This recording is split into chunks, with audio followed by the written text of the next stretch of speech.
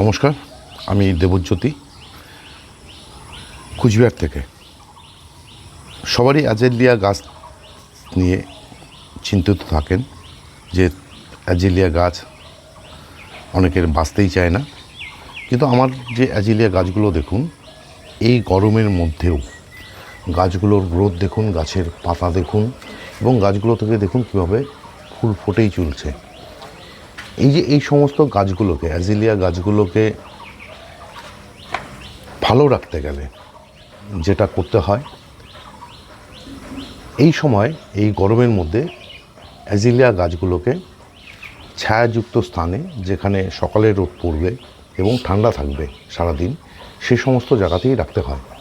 কেননা অ্যাজেলিয়া ফুলের গাছ যেহেতু একটি পাহাড়ি ফুলের গাছ, তার পরিবেশটাই একদম আলাদা এবং এই গাছের যে মিডিয়া সেটা কিন্তু পাতা পচা সারের মধ্যেই করা হয়ে থাকে। কিন্তু আমার যে অ্যাজেলিয়া গাছগুলো, এই অ্যাজেলিয়া গাছগুলো কিন্তু দেখুন সব হচ্ছে সিন্ডার মিডিয়াতে বসানো।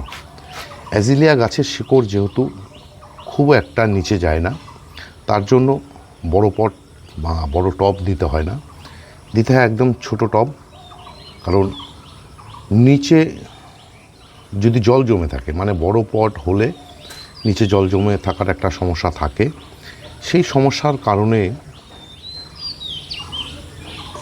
অ্যাজেলিয়া গাছ কিন্তু মারা যায়। তার জন্য অ্যাজেলিয়া গাছের মিডিয়া হয় পাতা পচা সার, নয়তো সিন্ডার মিডিয়াতে করতে হয়, যেন জল অতি সহজেই নেমে যেতে পারে।